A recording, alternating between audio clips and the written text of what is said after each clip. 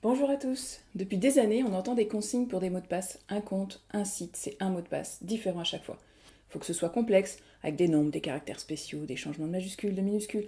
Il ne doit pas être un truc évident. Et il faut aussi qu'il soit long, 8 à 12 caractères. Et surtout, il faut l'écrire nulle part, il doit être mémorisable. Donc c'est bien beau tout ça, mais on fait comment pour se rappeler de dizaines, voire de centaines de comptes et donc de mots de passe? Car bon, on veut bien tous sécuriser nos données, mais ces contraintes semblent bien contradictoires et compliquées à appliquer.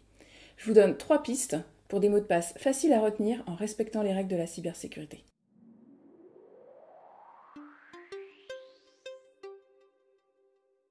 Alors, première technique. Vous prenez vos 3 activités favorites. Natation, jeux vidéo, cuisiner.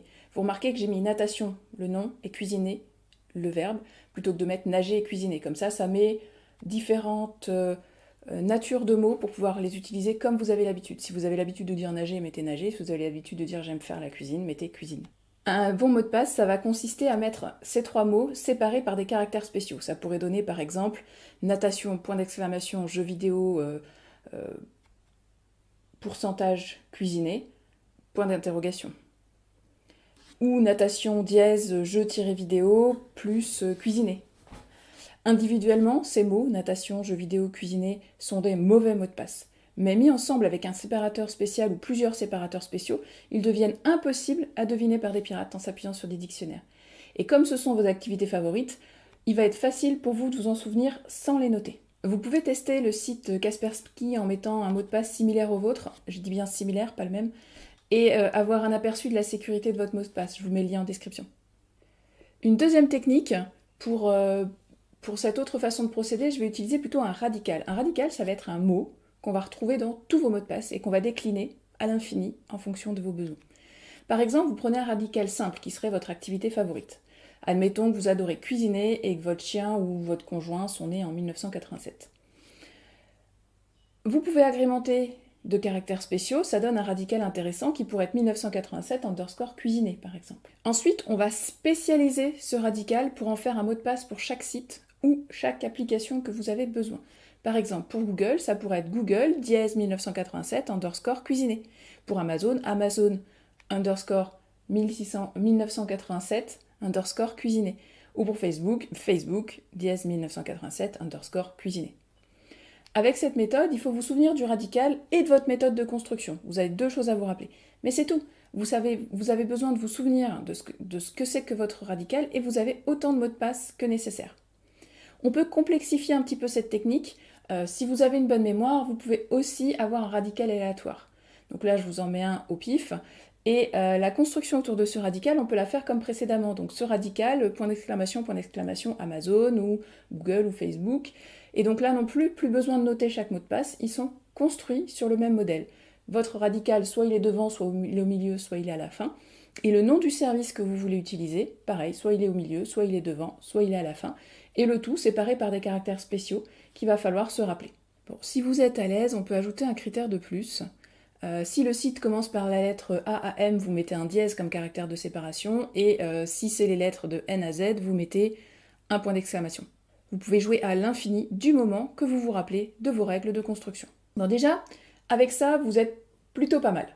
Maintenant, on va ajouter un niveau de plus. Avoir plusieurs radicaux est aussi intéressant si vous avez une bonne mémoire. En fait, tous les sites n'ont pas du tout le même degré de complexité, pas le même degré de confidentialité. Le site de votre mutuelle, de votre banque ou le forum sur les meilleurs ustensiles de cuisine ou les équipements de plongée n'ont pas vraiment besoin d'avoir le même niveau de protection. Il est donc plutôt intéressant d'avoir 2, 3 radicaux différents en fonction de la criticité des informations que vous avez à partager. Un radical simple et 2 radicaux complexes, par exemple, peuvent vachement minimiser les risques. Avant de créer un compte sur un site ou une application, j'essaye toujours d'évaluer le degré de sérieux du site. Donc voici un petit tableau super simple à faire pour bien réfléchir à vos mots de passe. Vous mettez la criticité des données, le sérieux du site, vous séparez tout ça en 4 cadrans et vous avez un petit peu, si c'est un site plutôt amateur avec des données peu sensibles, votre cadran. Si c'est plutôt une grosse boutique en ligne, genre Amazon ou quoi, vous pouvez le mettre effectivement dans... C'est plutôt un site pro ou institutionnel. Et vous avez le cadran avec des données hyper sensibles qui est plutôt en haut. Prenez une feuille, un crayon, allez-y. C'est parti. Vous pouvez même mettre la vidéo en pause le temps de faire votre petit graphe avec 5 ou 6 sites que vous avez l'habitude d'utiliser et pour lesquels vous avez mis vos mots de passe. Vous remplissez ensuite chaque case en fonction de la sensibilité de la donnée à protéger. Ce que j'entends comme sensible, c'est une donnée qui permet de récupérer une autre donnée, de se faire passer par vous ou encore d'avoir vos données bancaires ou médicales. Pour une entreprise qui a une boutique en ligne, ça pourrait être aussi le mot de passe de son hébergeur web, ce qui lui permet de gagner sa vie. Donc ça me semble être une donnée sensible. Mais c'est à vous de juger en fonction de votre utilisation et de vos usages, qu'est-ce qui est sensible pour vous ou pas. Il faut que vous vous posiez vraiment la question de qu'est-ce que je perdrais si cette donnée est volée. Ensuite, estimez le sérieux du site. Un site d'une grande entreprise comme Amazon, Carrefour ou la boutique artisanale de votre voisin n'aura pas tout à fait la même capacité à résister aux pirates. En plus, dans la mise en œuvre du système d'information, il n'y aura sûrement pas eu les mêmes moyens attribués et la même attention aux éléments de RGPD ou de sécurité. Un indicateur indispensable, c'est le petit cadenas en haut de votre navigateur. Le site doit être en HTTPS avec ce petit cadenas. Pour chaque site ou application, mettez son nom dans la matrice. Je vous mets moi mon petit exemple que j'ai fait pour vous donner une idée. Une donnée très sensible sur un site qui semble peu sécurisé doit vous mettre directement la puce à l'oreille. Ça ne doit jamais arriver.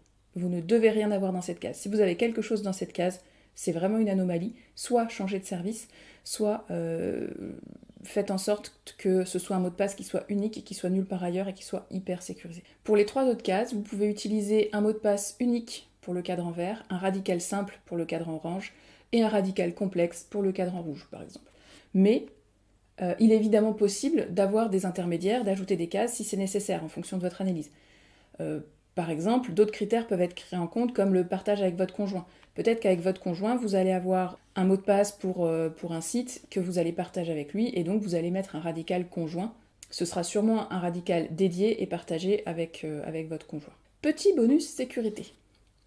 Pensez à activer l'authentification double facteur, aussi appelée la double authentification, partout où vous le pouvez quand vous êtes sur le cadran rouge. En effet, si votre compte est piraté ou si votre mot de passe circule, les personnes malveillantes auront besoin de votre téléphone en plus du compte, ce qui le protégera un peu plus. En cas de mot de passe volé, il est tout de même impératif de le changer au plus tôt. Cette authentification double facteur, ça prend la forme d'un code SMS qui vous est envoyé pour s'assurer bien que vous avez accès aux 2 appareils. Et dans tout ça, les gestionnaires de mots de passe, écoutez, les gestionnaires de mots de passe, comme celui de votre navigateur ou même des outils tiers comme 1Password par exemple, sont des super bons outils de cybersécurité s'ils sont bien utilisés. Avoir un gestionnaire de mots de passe pour stocker des mauvais mots de passe ne les transformera pas miraculeusement en bons mots de passe.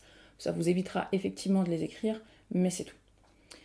Mais tout ça, ce sera l'objet d'une prochaine vidéo. Abonnez-vous pour ne pas rater cet épisode. C'était Mélanie de la chaîne Le Monde Numérique de Mélanie. En attendant la prochaine vidéo, changez vos mots de passe et surtout, ne dites pas votre radical dans les commentaires. Bye bye, à bientôt.